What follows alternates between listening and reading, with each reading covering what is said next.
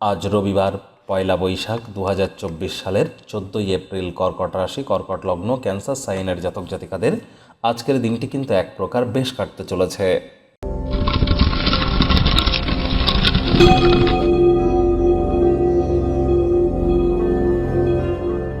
ভিডিওটির শুরুতেই আপনাদের সকলকে রাজযোগ চ্যানেলের তরফ থেকে শুভ নববর্ষ 1431 বঙ্গাব্দের হার্দিক শুভেচ্ছা ও অভিনন্দন রইল।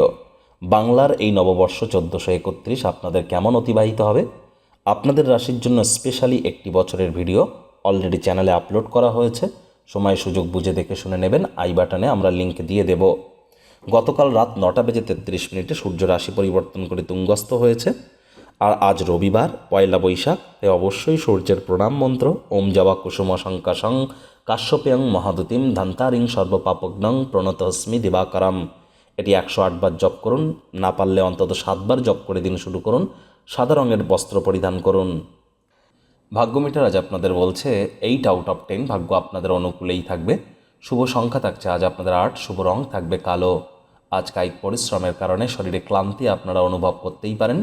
ওজন বুঝে ভোজন গ্রহণ করুন। রাস্তাঘাটে সাবধানে গাড়ি ঘোড়া চালান। অর্থগত ব্যাপারে আয় ইনকাম আজ আপনাদের বাড়বে। আর্থিক লেনদেন বিনিয়োগের জন্য দিনটি আপনাদের পক্ষেই থাকবে। তবে অপ্রয়োজনীয় খাতে অতিরিক্ত অর্থ ব্যয় করা থেকে বিরত থাকুন। কর্মজীবনে নতুন নতুন উপলব্ধি আপনারা পাবেন আগত একটি মাসে।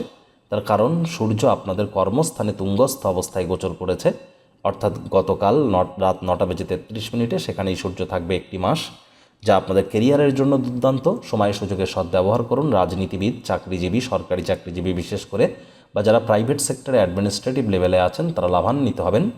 যারা রাজনীতিবিদ আছেন জনসংযোগ বৃদ্ধি করতে পারলে সমাজে পপুলারিটিও ইনক্রিজ করবে।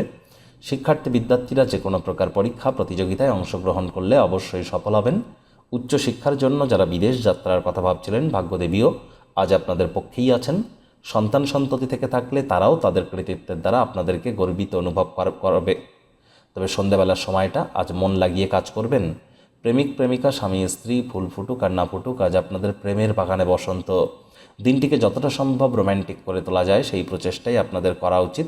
অবিবাহিতদের বিবাহের যোগ পরিলক্ষিত হচ্ছে। যারা প্রেমে পড়েননি তাদের জীবনে স্বপ্নের নারী বা পুরুষের আগমন আজ কিন্তু হতেই পারে। একটু প্রচেষ্টা আপনাদেরকেও করতে হবে। যদি কোনো সমস্যায় পড়েন আপনাকে চমকে দিয়ে আপনার ভাই বা বোন আপনাকে উদ্ধার করতে চলে আসবে। পরিবার পরিজন, নিকটস্থানীয় ব্যক্তিবর্গদের সাথেও ভাব ভালোবাসা বাড়বে। একে অপরের সাথে সমর্থন এবং ঘনিষ্ঠ সহযোগিতার মাধ্যমে কর্ম করলে আপনাদেরকে কেউই হারাতে পারবে না। শত্রুপক্ষ, বিরোধী পক্ষ আজ কিন্তু খুব একটি শক্তিশালী থাকছে না।